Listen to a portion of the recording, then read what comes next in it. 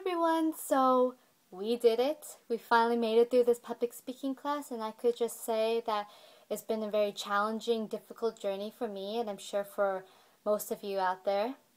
And I just wanted to show you my experiences and my growth as a public speaker in this class.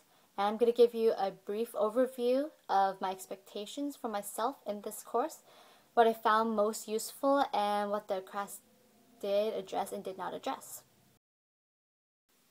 So I happen to be a person with really high expectations. So for myself, most people would think I'm a very accomplished musician. I'm not a person who's shy in front of a large audience, but in reality, I'm actually really shy. In class, I'm normally a person who sits in the back and doesn't want to speak. So one of my biggest things I wanted to accomplish was to get over my anxiety and shyness when talking in front of people. Another thing I really want to accomplish is to be able to think and learn logically and critically and be able to answer questions given any topic, because this would prepare me for any interviews or professional impromptu questions that I would need in the future for any hiring jobs or getting into grad school. So for the course, I honestly wasn't sure what to expect from this class, since this is the first public speaking course I've ever taken. However, I did hope that this class would give me the experience to develop my own style of talking and hone my poise and diction, articulation, and most importantly, my confidence when speaking publicly. I also hope that this class would teach me how to be organized and create a logical presentation given any topic. So I've actually learned a lot from this class, and first of which is it's okay to be anxious. The caveat is to use your nervousness in a more constructive, more useful manner. That means adding more energy into your speech and be able to enunciate more rather than letting it control you, and so that you could get a nervous breakdown, which is actually what happened to me once on stage while I was performing a piece, and it really wasn't pretty. Another thing I've learned is that it's important to listen and analyze the audience to see what their beliefs, values, opinions, attitudes that they have towards a topic, and to structure my speech in a way that is engaging to any type of listener. Another thing I learned is that structuring a speech in an organized fashion, like using an outline, is very useful. And it may not be completely necessary for a speech that is simple and short, but that does not mean that it's not a very useful tool. As a speech gets longer and more complex, it becomes critical to make an outline so that the flow of your information makes logical sense. And finally, I learned that it is important to limit the amount of distractions and adjust my speech to different conditions and keep my speech engaging. So as far as anxiety goes, I've used it as a way to channel some of my energy into vocalizing and enunciating in my speech so that doesn't sound so dry and boring.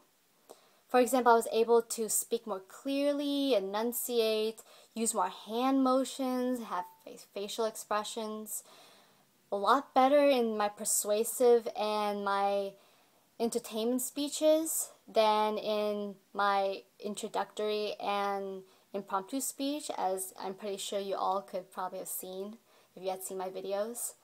Also, listening and analyzing my audience is a skill that I will probably use a lot in the future. And I know that because the audience may not know some of the information and my audience may know certain information, so adjusting my speech so that I do not spend too much time on the information they do know and focus it on the information that they may not be familiar with, it probably make more sense and make my speech a lot more effective for the audience. Also, creating an outline is something that I am probably going to use from now on in any type of speech or any writing project that I have to do. And to some extent, I've used an outline for just about any type of speech that we've actually done in this class. And I found that it became even more important the more information I had. So like in my demonstration speech and in my persuasive speech, I had a lot of citations and information, so I ended up having to use a lot of the outline and to have to rephrase it and reorder it in a way so it made more sense. And lastly, I tried to limit the amount of distractions and adjust my speech to different conditions and keep my speech engaging. And I try to keep in mind that my audience probably doesn't want to get distracted by certain sounds like the beeping of my dryer or like a fan running. And I try to make sure that my speech is in a very quiet room without any distractions. And I try to enunciate a lot and use visual aids to help the audience to engage in what I'm actually saying and to actually remember what I'm saying. So I felt like this class really addressed quite a bit, especially with the stand up and speak out chapters that we had to read every week.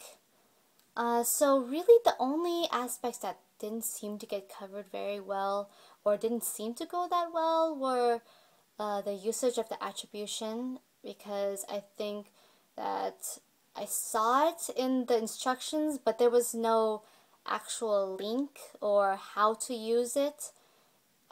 So I think having a video or a handout that explained the different types and how to use each type would have been really useful.